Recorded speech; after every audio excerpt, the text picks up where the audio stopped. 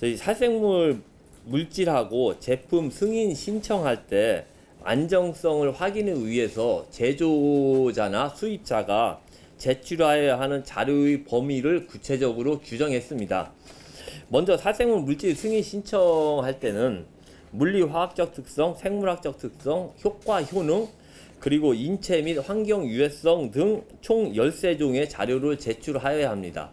그리고 살생물 제품 승인 신청 시에는 물리화학적 특성, 생물학적 특성, 효과 효능 등 이 경우에도 살생물 물질과 동일하게 13종의 자료를 제출하도록 규정이 되었습니다. 그리고 법에서 위임한 살생물 제품 유형을 마련했습니다. 살생물 물질 승인할 때는 해당 살생물 물질이 사용될 수 있는 제품의 유형을 특정함으로써 승인받지 않은 유형의 살생물 제품에는 해당 살생물 물질을 사용할 수 없게 되었습니다. 우선 살생물 제품을 크게 4가지 분류, 즉 살균제, 구제제, 보존제, 기타로 나눴으며 그 하위로 유형으로서는 15개 유형으로 나눴습니다. 그리고 다음으로는 기존 살생물 물질의 승인 유예 기간을 부여했습니다. 법에서는 최대 10년을 부여하도록 되어 있는데 저희는 일상생활에 사용될 가능성이 높은 살생물 제품 유형, 그리고 기존 살생물 물질의 승인 유예 기간을, 이런 경우는 승인 유예 기간을 상대적으로 다른 제품에 비해서 단축하여 부여할 예정으로 있습니다. 다만 기존 살생물 물질의 유해성이나 위해성, 그리고 제조 수입량, 국내외에서 사용하는 현황이나 규제 현황 등을 고려해서 일부 조정될 수는 있습니다. 특히 일상생활에서 많이 사용될 가능성이 있는 살균제, 살조제, 살서제, 살충제, 기피제는 3년으로서 유예기간을 다른 제품에 비해서 짧게 부여를 했습니다. 그리고 제도 운영 단계에서 살생물 제품과 살생물 처리 제품이 좀 모호할 수 있는데 그런 부분에 대해서도 구분 기준을 명확히 했습니다. 우선 유해생물 제거를 주된 기능으로 하는 살생물 제품에 한해서만 살균, 살충, 보존 등의 살생물 기능을 직접적으로 표시, 광고할 수 있도록 했습니다. 그리고 유해생물 제거를 부수적 기능으로 하는 살생물 처리 제품 같은 경우에는 살생물 기능을 간접적 표현으로만 표시를 할 수 있습니다. 예로서 살균 처리된, 항균 처리된 보존제를 사용한 이런 예가 있습니다. 그리고 살생물 제품과 안전 확인 대상 생활화학 제품의 경우에는 무독성, 무해한, 환경 친화적, 동물 친화적 등 소비자의 오해를 야기할 수 있는 표현을 표시, 광고하는 부분을 금지를 했습니다. 그리고 마지막으로 산업계의 원활한 제도 이행을 돕기 위한 지원 체계도 명확하게 하였습니다. 특히 중소기업 대상으로 비용 부담이 큰 인체 및 환경 유해성 자료의 경우에는 정부가 직접 생산하여 지원할 수 있도록 했습니다. 그리고 행정 절차 이행을 간소화하기 위해서 제조 수입자가 하는 승인 신청 등을 전자적으로 처리할 수 있도록 했습니다. 다음으로는 화학물질의 등록 및 평가 등에 관한 법률 하위 법령 개정 관련된 사항입니다.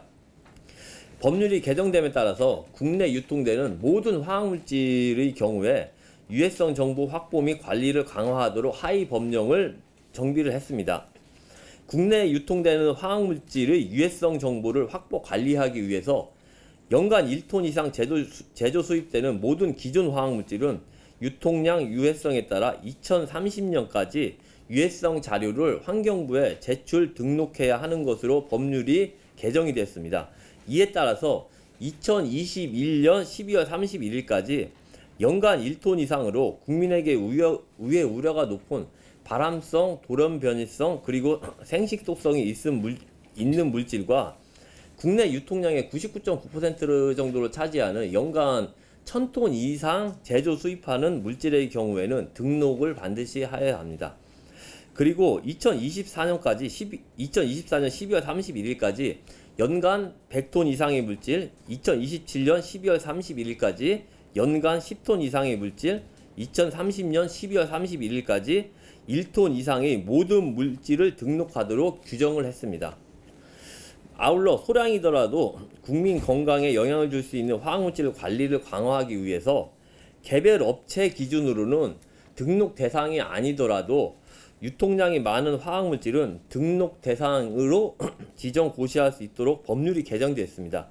이에 따라서 국내 총 제조 수입량이 신규 화학물질의 경우에는 1톤, 그리고 기존에 국내에 유통되어 온 기존 화학물질의 경우에는 10톤을 초과하는 경우는 유유해성 등을 고려해서 등록 대상으로 지정 고시할 수 있도록 이번 하위 법령에서 구체화를 하였습니다. 그리고 17년 9월에 관계부처 합동으로 마련된 그 화평법 개정에 따른 중소기업 등 산업계 이행 지원 방안을 관련 규정을 정비했습니다. 이에 따라서 인체 우려가 낮은 화학물질의 경우에는 간소화된 등록 서류를 제출받아 먼저 유해성 검토를 한 다음에 필요할 때 기업에게 추가 자료를 제출하도록 요구하도록 하는 제도로서 운영할 예정으로 있습니다.